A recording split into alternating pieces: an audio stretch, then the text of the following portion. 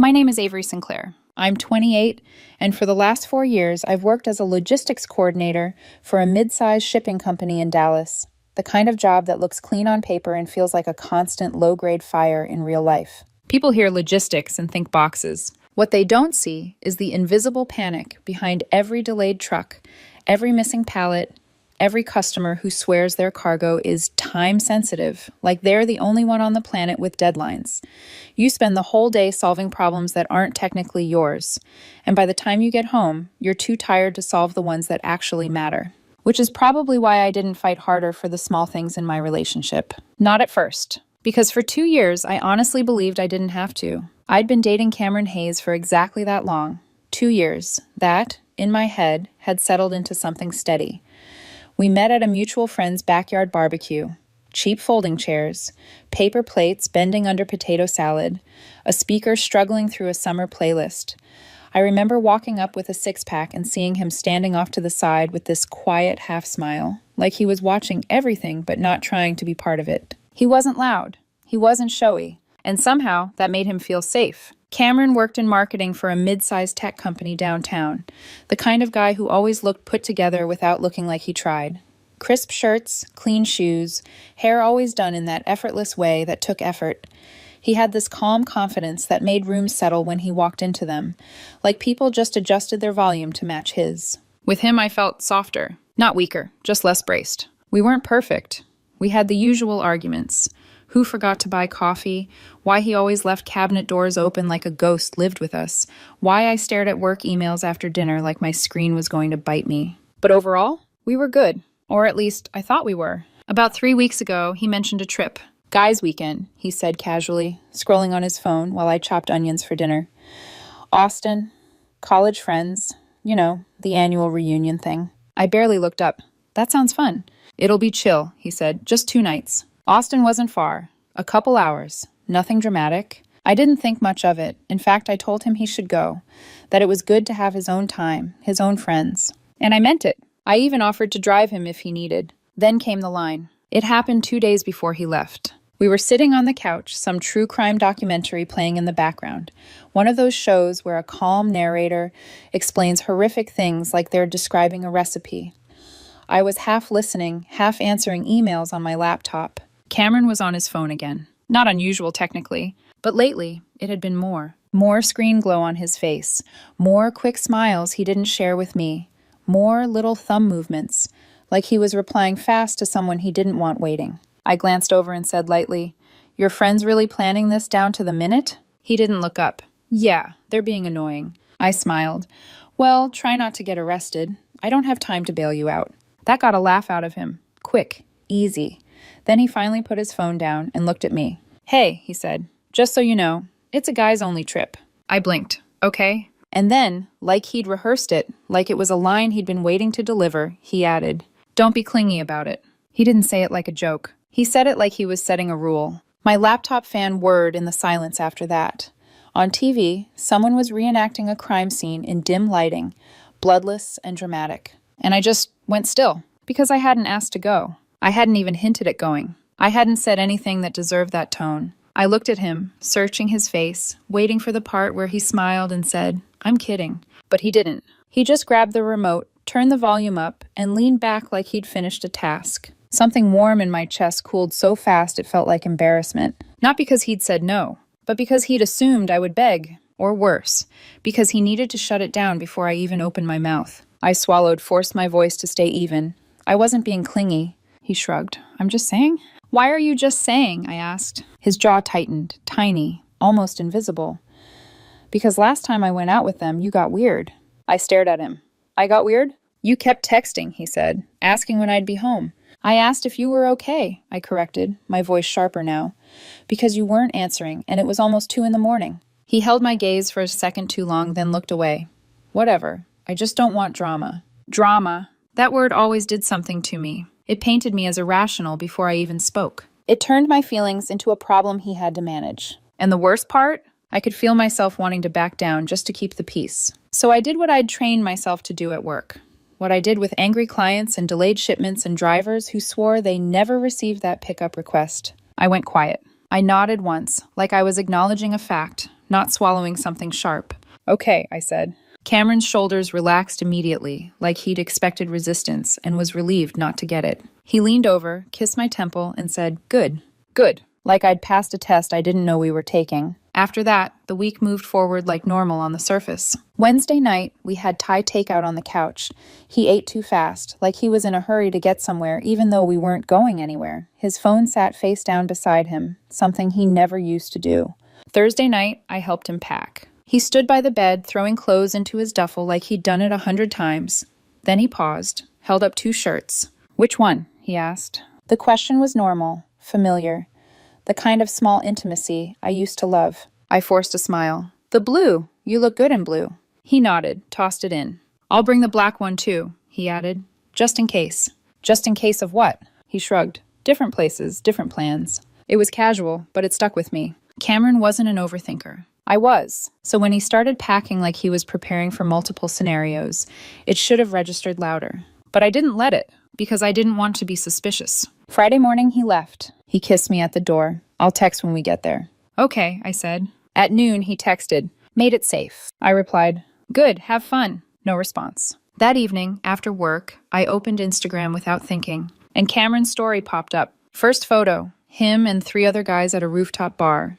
Drinks raised. City lights behind them. Normal. Second photo, same group, and a woman standing close beside him. Not front and center, not posed, just there. Tall, glossy hair, familiar posture. Cameron's arm rested along the back of her chair, not wrapped around her, but close enough that it didn't feel accidental. She leaned toward him as she laughed, and the look on his face, that one hurt, because it looked easy. Not new, not awkward. I stared at the photo until the story looped. My stomach tightened. "You're overreacting," I told myself. Maybe she was someone's girlfriend. Maybe a friend from college. Maybe nothing. But the ease between them didn't feel random. And suddenly that line, "Don't be clingy," didn't sound like a boundary. It sounded like a warning. I didn't text him right away. I waited. I paced. I watched the story again. Then I sent a message, neutral enough to feel distant even to me. "Hey, looks like you're having fun. Who's the woman in your story?" No reply. By midnight, the story updated again. Different bar. Same woman. This time Cameron was holding the phone, taking a group selfie. The caption read, "Reunited." That word landed heavy. Not met. Not ran into. Reunited meant before. I didn't sleep. Sunday morning, I opened Instagram again. Outdoor brunch. Coffee cups. Sunlight. Cameron sat across from her, leaning forward, smiling like nothing weighed on him. The caption, "Best weekend ever." Something inside me went very still. I blocked his number. Blocked him on Instagram. Blocked him everywhere. It felt quiet, clinical. If he wanted to explain, he knew where I lived. Monday night, as I was getting ready for bed, my phone buzzed with an Instagram message request from a name I didn't recognize. Lena Whitfield. The message read, "Do you even know what happened to your boyfriend?" My heart slammed into my ribs. I typed one word. "What?" 3 dots appeared instantly. "This is Lena, Cameron's friend from college. We need to talk. Please call me." I hit call before I could overthink it. She answered on the second ring. "Avery?" Lena's voice was tight, like she'd been crying or holding it back. "Yes," I said, my heart beating so hard it felt like it was pushing air out of my lungs. "What's going on?" There was a pause. Not dramatic, practical. The kind people take before saying something that can't be unsaid. "Cameron's in the hospital." The room tilted. I sat down hard on the edge of my bed, phone pressed to my ear, my free hand gripping the comforter like it could anchor me. "What?" I whispered. "What do you mean, in the hospital?" "He was attacked Saturday night," Lena said, "outside a bar. Some guy tried to grab his jacket. Things escalated. He fought back." My brain struggled to keep up, like the words were arriving out of order. "Is he?" My voice cracked. "Is he okay?" "He's stable," she said quickly, "but he's hurt. Concussion, broken nose, cracked ribs. They kept him overnight, and he's still there." Saturday night. I blocked him Saturday afternoon. "He's been asking for you," she continued softly. "He keeps saying your name, asking why you won't answer." My throat burned. "We tried calling you," Lena said. "From his phone, from mine. It went straight to voicemail. Did you block him?" "Yes," I admitted. "I did." Silence. Then, carefully, "Why?" "Because I saw his Instagram," I said, the words tumbling out now. "I saw him all weekend with another woman. Captions like, 'Reunited' and 'Best weekend ever.' It looked like he was cheating on me." Lena exhaled slowly. "That woman is Emily," she said. "His ex-girlfriend." My stomach dropped. She's in town visiting mutual friends, Lena continued. She showed up Friday night. Unexpected. So, he was with his ex? I asked. Yes, she said, but not like that. I laughed once, sharp and hollow, because the photos didn't look innocent. I know, Lena said quietly, and I don't blame you for thinking what you did. Emily's married, she has a kid. Cameron hasn't been with her in years. He didn't tell me, I said. He didn't answer my texts. He planned to explain when he got back, Lena said. He thought it was better in person. He didn't think the posts would land the way they did. And now? I asked. And now, she said gently, he thinks you blocked him because he got hurt. My chest tightened. He doesn't know you blocked him before Saturday night, she added. He thinks you saw he was in the hospital and decided you were done. I stood up, pacing, my bare feet cold against the floor. Which hospital? I asked. St. Mark's, she said. Ask for him at the desk. I didn't say goodbye. I grabbed my keys and left my apartment in sweatpants and a hoodie, hair still damp from my shower. Every red light felt personal. At the desk, the nurse glanced at her screen. You're Avery? She asked. Yes. He's been asking for you. The hallway was long and quiet, fluorescent lights too bright, too real. I stopped outside the door. My hand hovered. Then I pushed it open. Cameron lay in the bed, bruised and swollen, a bandage across his nose. One eye darkened, the other half open. When he saw me, his face crumpled. Avery. I crossed the room and sat beside him. I'm here. His voice broke. You blocked me. I thought you were cheating on me, I said quietly. I didn't know anything. He stared at me, searching. You thought I'd do that? He asked. You were distant, I said. And the posts. I didn't know how else to read them. He closed his eyes for a second.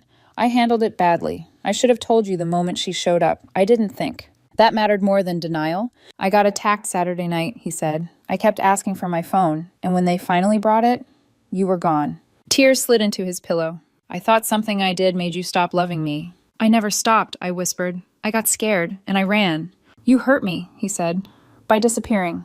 I know. I don't know if I can do this, he said quietly. If I do it again, I said, we're done. I understand. He nodded, exhausted. Stay, he murmured when I stood. So I stayed. I didn't sleep. I listened to the machines. I watched him flinch awake and tighten his grip on my hand. In the morning, a nurse checked his vitals. You're improving, she said, slow and steady. After she left, Cameron said quietly, Emily stopped by. I know, I said. I'm not angry at her. He looked surprised. I'm angry at the situation, I added, and at myself. I should have told you, he said. I won't handle things like that again. And I should have asked, I said, instead of assuming. When he was discharged, I drove him home. The apartment felt cautious. Don't smother me, he said gently when I hovered. I'm trying, I said. I'll learn. That night, he said, when you blocked me, it made me feel disposable. I'm starting therapy, I said, because I don't want fear deciding for me. That matters, he replied. The days after were fragile. I deleted Instagram. Not as a promise, as a boundary. If something bothered me, I would ask. When Cameron suggested a quiet trip once he healed, I agreed. Santa Fe was small and quiet. No signal, no captions. One night he asked, when you saw the photos, did you already believe I was capable of that? Yes, I said, nigh because of you. Because I was braced for betrayal. That scares me, he said. And when you blocked me, it confirmed something for me too. That I run, I said. He nodded. In the mornings we walked. In the evenings we talked without abandoning the hard parts. Back home, things moved carefully. When he came home late one night, he said, with clients. I should have texted. I noticed the time, I said. I felt anxious, but anxiety isn't evidence. That was different, he said later. It was terrifying, I admitted. Weeks passed. Therapy helped. I learned the difference between boundaries and walls. Cameron became more transparent, not as proof, but as habit. One afternoon, he said, Emily texted. She's moving out of state. I believe you, I said. That moment felt bigger than it should have. Not because of her, because I didn't need control to feel safe. Later, he asked, if I hadn't been attacked, would you have come back? I don't know, I said, and that scares me. But I'm here now because I choose to be. We didn't make promises. We made agreements. To talk. To stay. To not disappear when things got uncomfortable. Some nights, doubts still surfaced. But now, instead of vanishing, I named it. And Cameron leaned in. Not perfectly, but consistently. And that was enough.